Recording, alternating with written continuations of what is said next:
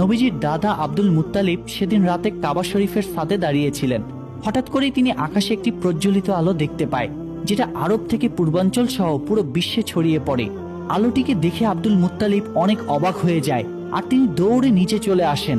এখানে তিনি দেখেন যে কাবা শরীফের ভিতরে বিভিন্ন পূজারীদের রাখা যে ৩৬০টি মূর্তি ছিল, সেগুলো সব মাটির দিকে নত হয়ে ভেঙে পড়ছে।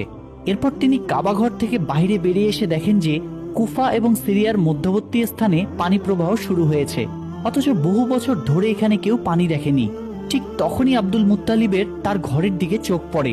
তিনি এখানে দেখতে পায় আজকে তার ঘরের মধ্য থেকে অদ্ভুত এক ধরনের নূরের আলো বের হচ্ছে, যেটা এর আগে তিনি কখনো কোনোদিন দেখেনি। আব্দুল মুত্তালিব তখন ধীরে ধীরে তার ঘরের দিকে এগিয়ে যেতে থাকে, কিন্তু যখন তিনি তার ঘরের দরজার কাছে পৌঁছায় তখন তিনি দেখেন যে মা আমেনার কোল জুড়ে একটি ফুটফুটে শিশুর জন্ম হয়েছে, যার শরীর থেকে অসম্ভব পরিমাণে নূর বের হচ্ছে। আব্দুল মুত্তালিবের চোখে তা দেখে পানি চলে আসে, কারণ সেই সময় আরবের অন্ধকার সমাজে প্রদীপের আলো হয়ে আসেন নবীজি মোহাম্মদ সাল্লাল্লাহু আলাইহি ওয়াসাল্লাম।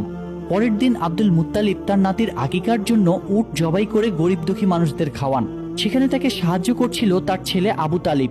তখন সেখানে আবু তালিবের বড় ভাই অর্থাৎ নবীজির আরেক চাচা আবুল লাহাব আসেন। তবে গরিবদের সাথে একসাথে বসে খেতে হবে দেখে বাড়ির দরজা থেকেই তিনি চলে যান। আসলে আবু লাহাব অনেক অহংকারী লোক ছিলেন। অন্যদিকে মা আমেনার বুকে দুধ তৈরি হচ্ছিল না, তাই শিশু মুহাম্মদকে দুধ খাওয়ানোর জন্য একজন মহিলাকে ডাকা হয়। সে ছিল আবু লাহাবের স্ত্রীর দাসী। তাই আবু লাহাব ঘরে ফেরার পর তার স্ত্রী তার সাথে অনেক রাগারাগি করে যে তার দাসীকে এই কাজের জন্য কেন নেওয়া হলো। আসলে আবু লাহাবের স্ত্রীও অনেক অহংকারী ছিল।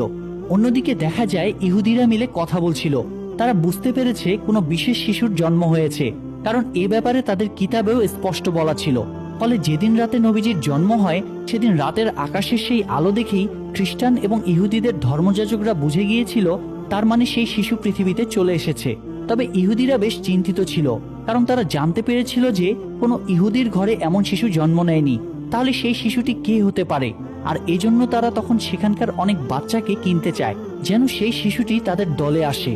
এমনকি টাকার বিনিময়ে ভণ্ড মহিলাদেরকে দায়িত্ব দেয় শরীরের কোনো বিশেষ দাগের মাধ্যমে শিশু নবীজিকে খুঁজে বের করার জন্য।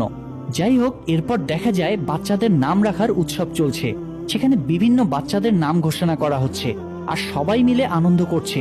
এর মধ্যে সেখানে আব্দুল মুত্তালিব আসেন শিশু নবীজিকে কোলে নিয়ে তার নামকরণ করার জন্য। তিনি প্রথমে হাজরে আসওয়াদ মানে সেই কালো পাথরে হাত রাখেন। তখনই দেখা যায় কাবার দরজার হাতলটি দরজায় বাড়ি মারছিল, আর সেই শিশুর শরীর থেকে নূরের আলো বের হচ্ছিল। আব্দুল মুত্তালিব তখন সবার সামনে জনসম্মুখে শিশুটির নাম ঘোষণা করে মুহাম্মদ।